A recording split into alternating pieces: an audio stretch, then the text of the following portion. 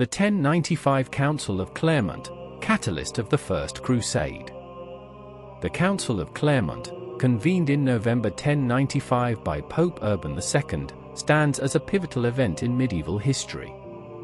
This gathering marked the initiation of the First Crusade, a military and religious campaign aimed at reclaiming the Holy Land from Muslim control.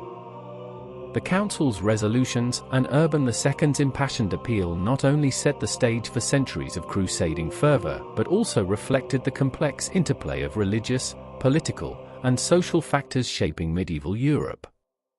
Let's explore the background, proceedings, and consequences of the Council of Clermont, demonstrating its profound impact on medieval Christendom. Background: contextualizing the Council. The Council of Clermont occurred during a period of significant upheaval and transformation in medieval Europe. By the late 11th century, Christendom faced both internal and external challenges. Internally, the investiture controversy between the papacy and secular rulers over the appointment of bishops had strained the Church's authority. The Gregorian reform movement, spearheaded by the papacy, aimed to centralize church power and enforce clerical discipline, yet this effort often clashed with the ambitions of secular rulers. Pope Urban II, elected in 1088, sought to reinforce the Church's supremacy while addressing the growing instability in Christendom.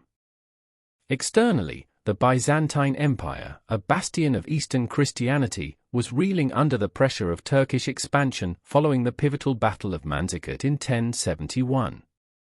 This defeat had not only cost the Byzantines significant territory but also exposed their vulnerabilities to further incursions by the Seljuk Turks. Byzantine Emperor Alexios I Komnenos's appeal for military assistance to Pope Urban II underscored the dire situation and provided the papacy with an opportunity to mend relations between the eastern and western branches of Christianity, which had been fractured since the Great Schism of 1054. Additionally, the notion of pilgrimage to sacred sites, particularly Jerusalem, held immense spiritual significance in medieval Christian theology. The rise of Seljuk Turks had disrupted pilgrim access to the Holy Land, fueling resentment and a sense of urgency among Christians in Europe. Pilgrimage, long viewed as an act of penance and devotion, became a rallying point for Urban II, who presented the crusade as an extension of this sacred tradition. Against this backdrop, Pope Urban II saw an opportunity to unify Christendom under the banner of a holy cause, while addressing the Byzantine plea for aid. Proceedings of the Council. The Council of Clermont convened in southern France, attracting clergy, nobility, and laypersons from across Christendom. It was one of many councils called by Urban II during his tenure, but its significance transcended its local context. While the council addressed a range of ecclesiastical issues, including clerical discipline and the investiture controversy, its most significant moment came on November 27, 1095, when Pope Urban II delivered his momentous sermon. Although no verbatim transcript of his speech exists, multiple accounts provide insight into its themes and rhetoric. Chroniclers such as Fulcher of Chartres, Robert the Monk, and Baldric of Dole recorded versions of Urban's address, each emphasizing different aspects of his appeal. Urban framed the crusade as a sacred duty, emphasizing the need to defend fellow Christians in the East and liberate the Holy Land. He employed vivid imagery of suffering and desecration, painting the Muslims as a dire threat to Christendom. Urban's call resonated deeply with medieval audiences, as he promised spiritual rewards, including the remission of sins, for those who took up the cross. This theological incentive, coupled with the promise of adventure and potential material gain, proved a potent combination. Urban's speech also addressed broader societal tensions. By directing the martial energies of Europe's knights toward a common external enemy, the Pope sought to reduce internal conflicts that had plagued feudal societies. In doing so, he aligned religious objectives with pragmatic solutions to social instability. The crusade thus emerged not only as a religious endeavor but also as a means of channeling the violence and ambition of feudal lords and knights into a collective mission. Key themes in Urban II's appeal. Urban II's sermon at Clermont encapsulated several themes that would characterize the Crusades. 1. Religious zeal. Urban depicted the crusade as a divinely sanctioned mission, appealing to the deeply ingrained piety of medieval Christians. He invoked the imagery of Jerusalem as the spiritual heart of Christendom, emphasizing its desecration under Muslim control. 2. Christian unity. By emphasizing the shared Christian identity and the need to protect fellow believers, Urban sought to bridge the divide between Eastern and Western Christianity. This theme resonated with many, despite lingering tensions from the Great Schism. 3. Remission of sins. The promise of spiritual salvation became a central motivator, intertwining religious devotion with personal redemption. Urban's offer of a plenary indulgence for crusaders marked a significant theological development, enhancing the appeal of the crusade. 4. Chivalric ideals. Urban framed the crusade as an opportunity for knights to demonstrate their valor in service of God, aligning religious duty with the ethos of knighthood. Immediate reactions and preparations. Urban's call to arms met with an enthusiastic response. Reports of the council suggest that the audience erupted in cries of Deus vult. God wills it, a phrase that would become the rallying cry of the Crusades. Across Europe, the message spread rapidly through itinerant preachers and church networks, galvanizing support among all strata of society.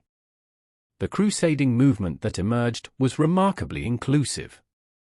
While the knightly class formed the backbone of the military effort, large numbers of peasants, artisans, and clergy also joined. This mass mobilization, later referred to as the People's Crusade, underscored the depth of popular commitment to the cause, though it also highlighted the challenges of organizing such a diverse and often unruly force. Figures such as Peter the Hermit and Walter Sans-Avoir played key roles in rallying the common people, inspiring thousands to undertake the arduous journey to the Holy Land. However, the lack of coordination and resources among these early crusaders led to significant hardships, including famine, disease, and violent encounters along the way. Consequences of the Council of Clermont. The Council of Clermont and the subsequent launch of the First Crusade had far-reaching implications, reshaping the political, religious, and cultural landscape of medieval Europe and the broader Mediterranean world. 1. Religious impact. The Crusade reinforced the papacy's spiritual authority by positioning the Pope as the ultimate arbiter of Christian action. Urban II's leadership in mobilizing Christendom for a collective endeavor showcased the Church's capacity to unify diverse regions and peoples under a common purpose. Theologically, the Crusade cemented the concept of holy war in medieval Christianity, intertwining religious devotion with military action. This fusion would persist throughout the crusading era, influencing subsequent campaigns and shaping Christian-Muslim relations for centuries. 2. Political consequences. The Crusade marked a turning point in the relationship between Western Europe and the Byzantine Empire. While the initial aim was to assist the Byzantines, the eventual establishment of Latin states in the Levant, such as the Kingdom of Jerusalem, created tensions and rivalries that strained East-West relations. Domestically, the departure of numerous nobles and knights for the Holy Land led to shifts in power dynamics within European polities. Some rulers capitalized on the absence of crusading lords to consolidate their authority, while others grappled with the logistical and financial demands of supporting the expedition. 3. Social and cultural transformations. The First Crusade fostered a sense of pan-European identity, as participants from diverse regions came together under a shared religious banner. This nascent sense of unity, however, coexisted with growing antagonism toward non-Christians, particularly Jews and Muslims. The crusading spirit often fueled violent outbursts, such as the massacres of Jewish communities during the People's Crusade. Culturally, the Crusades facilitated exchanges between East and West, exposing Europeans to new ideas, technologies, and goods. These interactions, though fraught with conflict, contributed to the gradual transformation of medieval European society. 4. Long-term legacy. The success of the First Crusade in capturing Jerusalem in 1099 was hailed as a miraculous victory, solidifying the legacy of the Council of Clermont as the starting point of an epochal movement. However, the establishment of Crusader states also laid the groundwork for future conflicts, as the fragile footholds in the Levant faced constant pressure from Muslim forces. Critiques and controversies.